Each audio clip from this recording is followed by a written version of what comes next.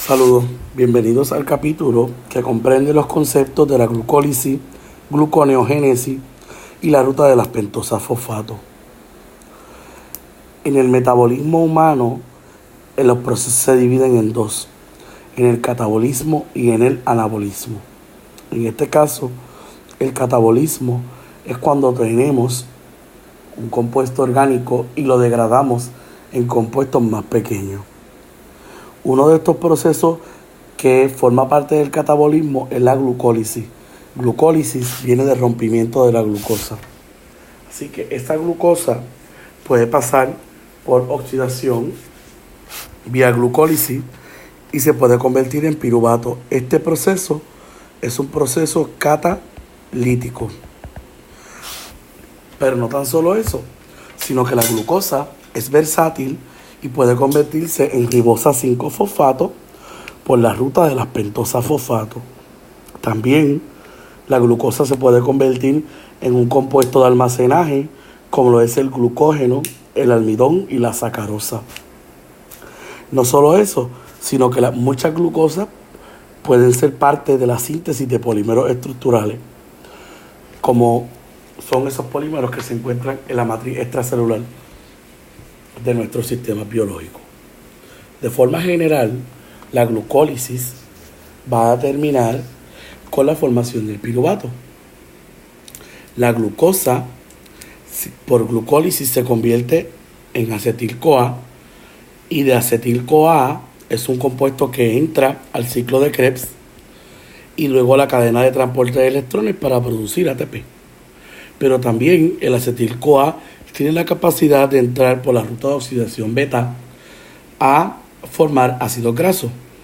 Y no solamente la glucosa puede entrar a hacer esto, sino que también las grasas entran y se convierten en acetil-CoA y las proteínas se desaminan y se convierten en acetil-CoA. Aquí de forma general vemos cuando la glucosa por 10 pasos se convierte en 2 piruvatos, de una glucosa, 2 piruvatos, y si hay oxígeno, esos piruvatos se convierten en acetil. Si no hay oxígeno, puedo convertirme en lactato y también puedo convertirme en etanol. Si es humanos, va a ser lactato, y si es bacteria, va a ser etanol. Esto solamente va a ocurrir cuando no hay oxígeno. Si hay oxígeno, luego de ser acetil-CoA, pasa el ciclo de Krebs y llego a la cadena de transporte de electrones para producir ATP. Estas son rutas catabólicas. Ahora, el piruvato es un compuesto que se forma a partir de una glucosa por glucólisis. Pues se forman 2 piruvatos, porque por cada glucosa son 2. Pues si ese piruvato no siente la presencia de oxígeno y estamos en una bacteria, ocurre una fermentación alcohólica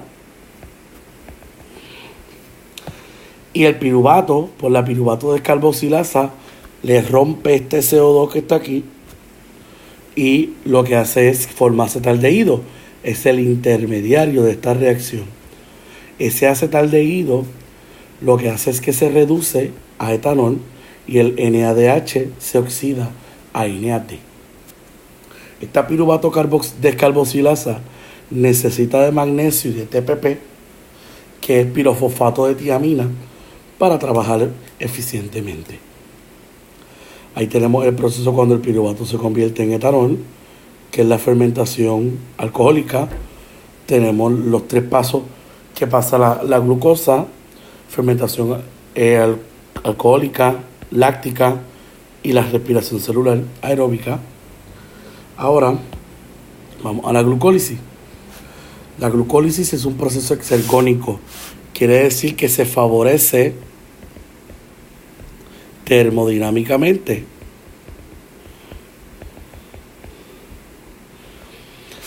Es exergónico porque tiene un delta G de overall menor que 0, o sea que tiene un delta G negativo.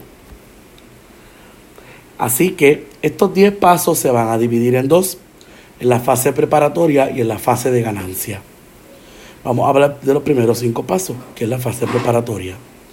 Glucosa, por un proceso exergónico y espontáneo, pasa a glucosa 6-fosfato por una exoquinasa.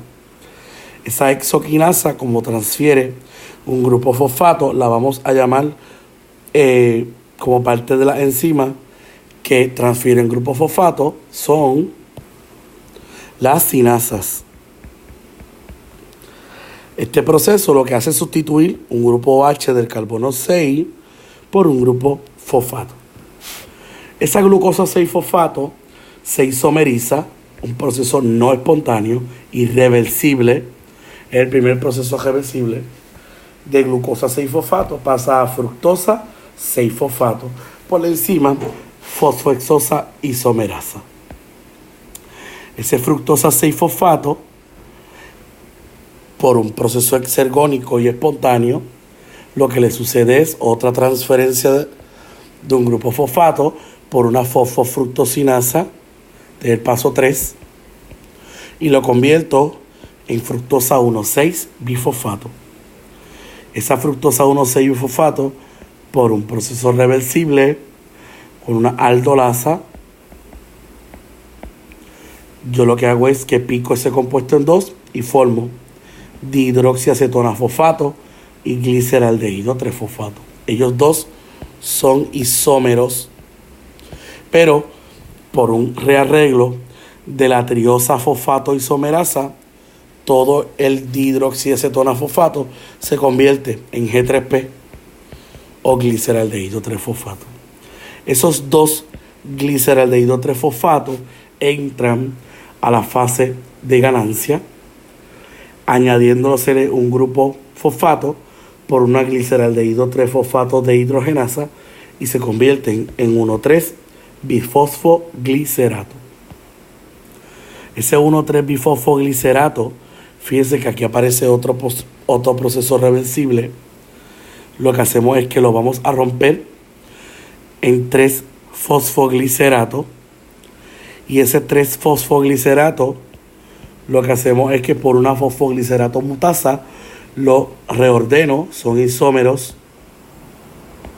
a un 2-fosfoglicerato y ese 2-fosfoglicerato pierde una molécula de agua por la enzima enolasa, se convierte en fosfoenolpiruvato y ese fosfoenolpiruvato pierde un grupo fosfato y se convierte en piruvato. Al final son 2 piruvatos. Todos los procesos que tengan un delta G negativo van a ser procesos que se favorecen termodinámicamente, que son espontáneos y que son exergónicos. Todo con el fin de que una glucosa pueda producir 2 moléculas de 3 carbonos a la que le vamos a llamar piruvato. El piruvato es un ácido tricarboxílico, porque vemos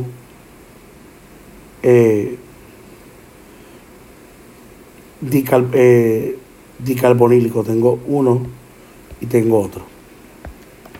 Acá tenemos nuevamente los 10 pasos resumidos. Recuerden que hay 2 fases, la fase de preparación y la fase de ganancia, todo con el fin, repito, de que a partir de una glucosa yo produzca 2 piruvatos, 2 NADH y 2 ATP. Son los 3 productos principales de la glucólisis, que es el rompimiento de la glucosa. Ocurre en el citoplasma celular.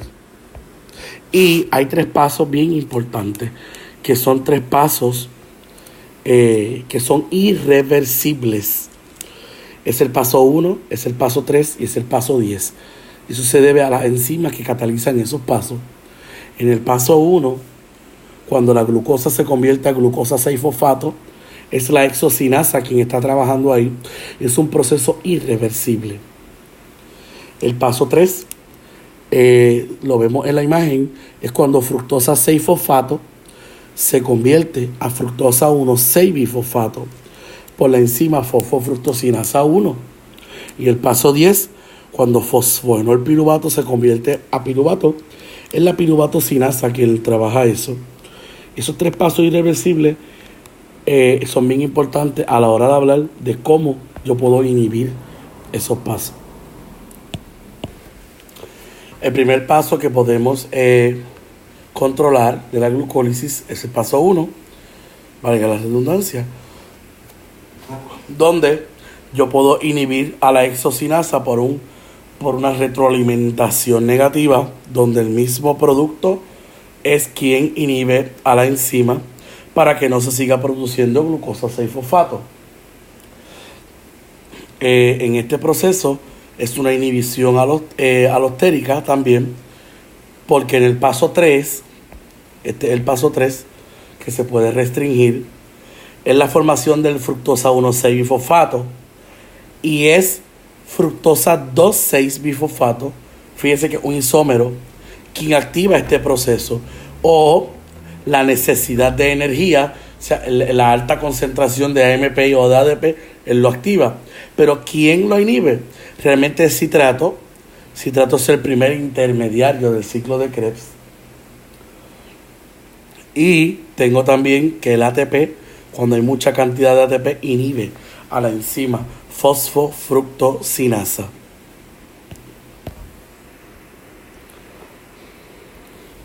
El paso número 10, que también se puede inhibir de esta glucólisis, es cuando el fosfoenol piruvato o PEP se convierte a piruvato.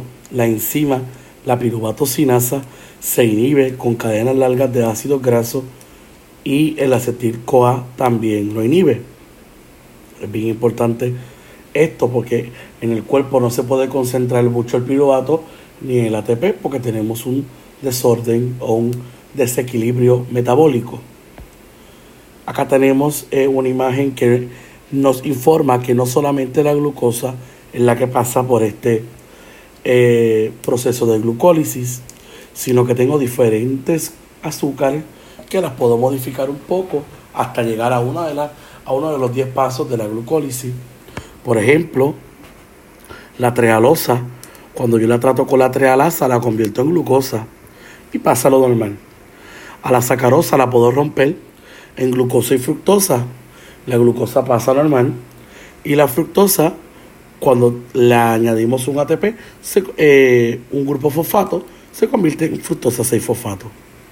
También a la manosa la puedo isomerizar cuando tengo un fosfato y la convierto en fructosa. O sea que esta imagen que está acá a la parte izquierda nos informa que hay una diversidad biológica con los azúcares y que el cuerpo no se limita a un solo azúcar.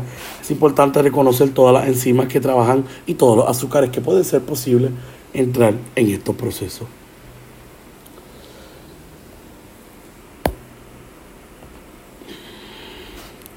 Acá tenemos más de lo mismo. Ahora vamos a la gluconeogénesis. La gluconeogénesis es un proceso que ocurre cuando la glucosa no es suficiente. En este caso, se convierte a las 2 moléculas de piruvato en glucosa. En los mamíferos, la gluconeogénesis ocurre en el riñón y en el hígado. La glucólisis y la gluconeogénesis comparten 7 de 10 pasos. La ecuación general es esta que tenemos acá arriba, donde vemos que exactamente 2 piruvatos se están convirtiendo en una glucosa. Si vemos cómo comienza este proceso de la gluconeogénesis, vemos lo siguiente. Vemos que 2 piruvatos se convierten en un pequeño intermediario que es oxaloacetato y luego llega al fosfoenol piruvato. Ese fosfoenol piruvato, y estamos hablando de las flechas azules, esta parte de acá. Ese fosfoenol piruvato con una misma enolasa se convierte en 2-fosfoglicerato. El 2-fosfoglicerato se convierte en 3-fosfoglicerato. Y el 3-fosfoglicerato se convierte en 1,3-bifosfoglicerato. O sea que estamos viendo que son procesos que prácticamente son compartidos por la glucólisis. Así que hay enzimas que sí son diferentes, hay enzimas que sí son nuevas, pero el procedimiento es ir al revés. Este 1,3-bifosfoglicerato por una gliceraldehído 3-fosfato de hidrogenasa se convierte en G3P. G3P se convierte en dihidroxiacetona fosfato, porque son isómeros, recuérdelo, y luego en fructosa 1,6-bifosfato le quitamos un fosfato, la cambiamos a glucosa 6-fosfato y después solita. O sea que también acá vemos muchos inconvenientes antes de llegar al resultado final. Esas salidas, entradas de agua, esas reducciones, oxidaciones, es normal en procesos metabólicos como este. También vamos a los mecanismos de control de la gluconeogénesis. Y este paso que tenemos acá, este primero, donde vemos que el glucosa 6-fosfato se convierte a glucosa. O sea que la fosfato, este proceso, que es el último proceso de la gluconeogénesis, que es el primero de la glucólisis, recuérdelo, se inhibe por acetil-CoA, cadenas largas de ácidos grasos o la misma acumulación de mucha glucosa. También el otro paso es cuando fructosa 1,6-bifosfato le quitamos un fosfato, así que es inhibida, en este caso no se activa, es inhibida por fructosa 2,6-bifosfato y por AMP, por la falta de energía. También ATP lo activa. Y este paso, cuando piruvato se convierte a PEP, esa piruvato carboxilasa es activada por el acetilcoenzima A. Por último, vamos a la ruta de las pentosas fosfato. Esta ruta es paralela a la glucólisis. Se genera NADPH, diferente a las demás, y pentosas, incluyendo el azúcar característico que es la ribosa 5-fosfato. Ese azúcar es precursor de la síntesis de nucleótidos que componen al DNA. Este proceso tiene dos fases, la fase oxidativa y la fase no oxidativa. En la fase oxidativa se genera NADPH, CO2 y pentosa fosfato. En la no oxidativa, las pentosas se convierten en exosas. Para la mayoría de los organismos, esta ruta ocurre en el citosol, igual que la glucólisis, por eso son paralelas. En plantas ocurre en los plastidios. Entonces, acá vemos diferentes resultados para que funcionen. Por ejemplo, la producción de los 5-fosfatos para los nucleótidos, de la eritrosa 4-fosfato, se utiliza en la síntesis de aminoácidos aromáticos, como lo son fenilalanina, triptófano y tirosina. Y acá tenemos la fase oxidativa, ecuación general. Acá tenemos la fase no oxidativa. Y lo importante son que algunas azúcares, pues las utilizo, como dice aquí, la ribosa 5-fosfato, para precursores de muchas cosas. El NADPH, ¿para qué lo utilizo? Que eso es lo importante. También los pasos se inhiben, como por ejemplo, cuando glucosa 6-fosfato pasa a 6-fosfogluconolactona, eso se inhibe. Se inhibe por el NADPH. Y es todo.